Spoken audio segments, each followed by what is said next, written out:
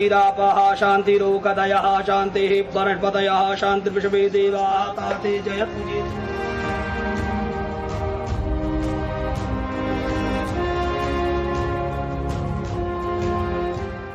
ये हनुमान जी की कृपा है कि आस्था का ये केंद्र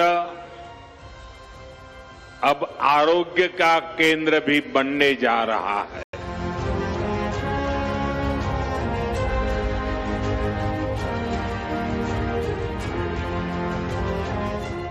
अभी तक अस्पतालों में मंदिर थे, अब मंदिर में अस्पताल होगा।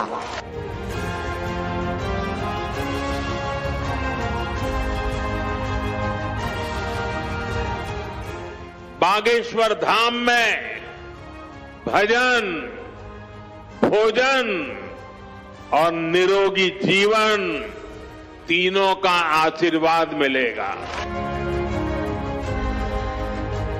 पूरे बुंदेलखंड के लिए ये सबसे बड़ा उपहार है, सबसे बड़ा वरदान है।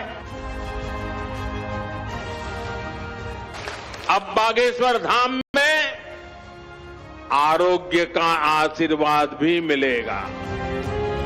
बागेश्वर धाम की जय, जटाशंकर धाम की।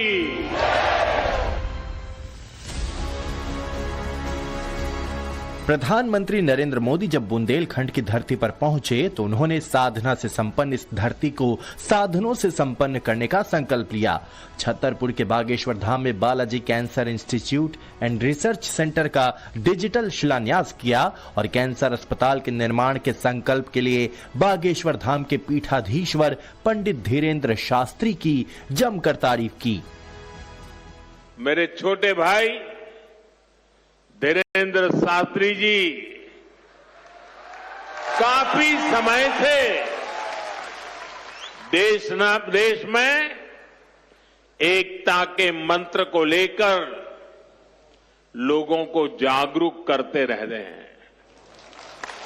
अब उन्होंने समाज और मानवता के हित में एक और संकल्प लिया है। इस कैंसर संस्थान के निर्माण की ठानी है।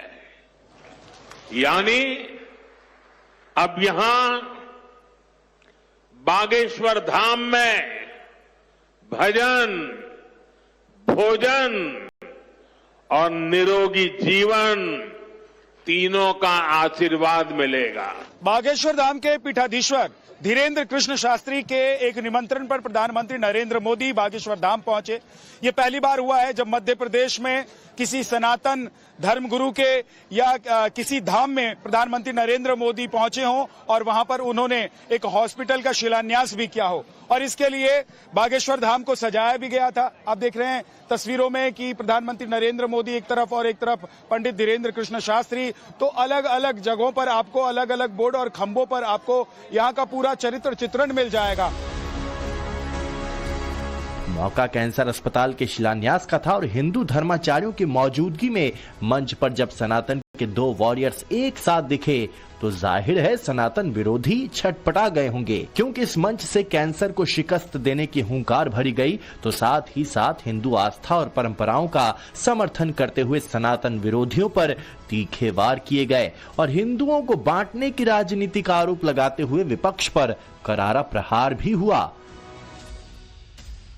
नेताओं का एक वर्ग ऐसा है जो धर्म का मखौल उड़ाता है, उपहास उड़ाता है, लोगों को तोड़ने में जुटा है। और बहुत बार विदेशी ताकतें भी इन लोगों का साथ देकर देश और धर्म को कमजोर करने की कोशिश करती दिखती है। ये लोग हमारे पर्व, परंपराओं और प्रथाओं को गाली देते हैं। जो धर्म, जो संस्कृति स्वभाव से ही प्रगतिशील है, उस पर ये कीचड़ उछालने की हिम्मत दिखाते हैं। हमारे समाज को बांटना, उसकी एकता को तोड़ना ही इनका एजेंडा है। इस माहौल में मेरे छोटे भाई धीरेन्द्र शास्त्री जी काफी समय से देश में एकता के मंत्र को लेकर लोगों को जागरूक करते रह रहे हैं। अब आस्था के एक और केंद्र में आरोग्य के केंद्र का शिलान्यास हो चुका है, जहां भजन के साथ निरोगी जीवन का आशीर्वाद भी मिलेगा। तो आइए बागेश्वर धाम के इस कैंसर हॉस्पिटल के बारे में भी जान लेते हैं, जिसे 3 साल में पूरा करने का टारगेट है। ये उसका मॉडल आपको यहाँ पर दिखाया जा रहा है। जब प्रधानमंत्री यहाँ पर आए थे, वहाँ पर ये मॉडल रखा गया था। आप देख सकते हैं कि ये 1 2 3 4 5 6 7 8 मंजिला जो ये इमारत आपको नजर आ रही होगी, एक मंदिर नुमा इमारत आपको ये नजर आ रही होगी। पिरामिड की आकृति जो है, यहाँ पर आप देख सकते हैं कि पिरामिड की आकृति का ये हॉस्पिटल जो है वो बनाया जा रहा है। इसमें इस तरीके की व्यवस्था की जा रही है कि जो ग्रीनरी है वो उसमें मतलब इको फ्रेंडली जो है, इस तरीके का ये हॉस्पिटल बनाया जाएगा। और इसको बाद में आगे चलकर मेडिकल इंस्टीट्यूट, मेडिकल कॉलेज के तौर पर भी विकसित किया जाएगा। 25 एकड़ में अस्पताल परिसर का निर्माण किया जाएगा। इसका डिजाइन पिरामिड के आकार का बनाया गया है। अस्पताल का निर्माण 4 फेज में होगा। पहले फेज में अस्पताल में 100 बेड की सुविधा होगी। पहले फेज की लागत 200 करोड़ रुपए से ज्यादा आएगी। पहले फेज का काम 3 साल में पूरा करने का लक्ष्य है। बड़ी बात यह है कि अस्पताल में गरीबों के निःशुल्क इलाज की व्यवस्था रहेगी।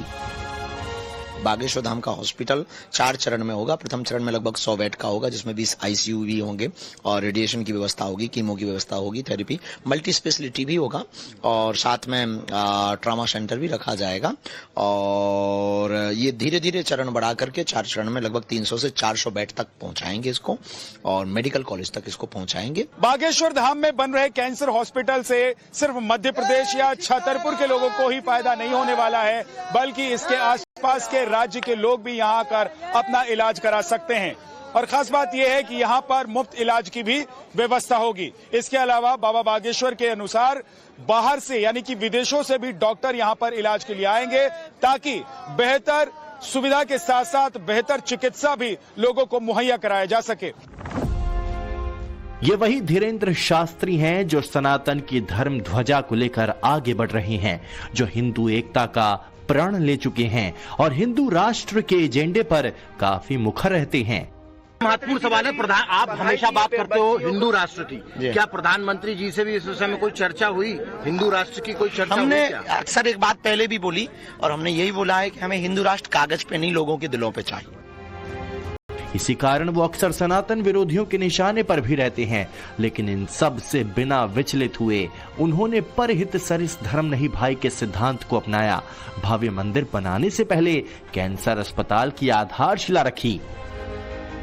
सबका हॉस्पिटल बनने वाला है कैंसर हॉस्पिटल, जो एशिया में पहला हॉस्पिटल होगा कैंसर हॉस्पिटल, जो अपने बागेश्वर धाम में बनने जा रहा है। हनुमान जी की विशेष कृपा है। मैं तो बहुत खुश हूँ, क्योंकि हमारा और जो बागेश्वर धाम फैमिली का जो सपना था कैंसर हॉस्पिटल ओपनिंग का, तो आज भूमि पूजन है उसका, तो बहुत ही अच्छा लग रहा है। हम लोग बहुत ही खुश हैं। मुझे भी कहना चाहते हैं, मतलब अच्छा है सबके लिए, दवा न दुआ संगे मिलेगी तो बहुत अच्छी बात है।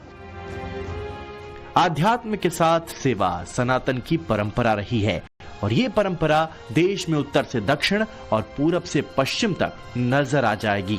जहां मठ और मंदिर चैरिटेबल अस्पताल चलाते हैं, जाति धर्म से ऊपर उठकर गरीबों को निःशुल्क इलाज मुहैया कराते हैं। भाइयों बहनों, ऐसे ही भारत में कितने ही बड़े बड़े अस्पताल भी हमारी धार्मिक संस्थाओं द्वारा चलाए जा रहे हैं। धार्मिक ट्रस्ट के द्वारा हेल्थ और साइंस से जुड़े कितने ही रिसर्च इंस्टीट्यूट्स चलाए जा रहे हैं। करोड़ों गरीबों का इलाज और सेवा इन संस्थानों में होती है। सनातन परंपरा में स्वस्थ शरीर को बहुत महत्व दिया गया है। ऋषियों ने ही योग का वो विज्ञान दिया जिसका परचम आज पूरी दुनिया में लहरा रहा है।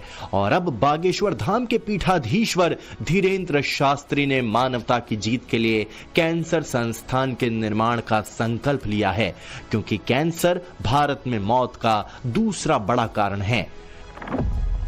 WHO के मुताबिक कैंसर से भारत में हर साल 9 लाख से ज्यादा लोग दम तोड़ते हैं। 70% मरीजों की मौत कैंसर का पता चलने के 1 साल के भीतर हो जाती है। 80% मरीज कैंसर के आखिरी स्टेज में डॉक्टर के पास पहुंचते हैं। भारत में 15% कैंसर के मरीज बच्चे और युवा हैं, जबकि दुनिया में यह अनुपात सिर्फ 0.55 है। इसीलिए प्रधानमंत्री नरेंद्र मोदी भी सबका साथ सबका विकास के नारे के साथ सबका इलाज सबको आरोग्य के संकल्प को साकार करने में जुटे हैं। मैंने संकल्प किया है, मैं इलाज का खर्च कम करूंगा और आपकी जेब में ज्यादा से ज्यादा पैसे बचाऊंगा। पीएम मोदी ने कैंसर को मात देने के लिए जारी सरकारी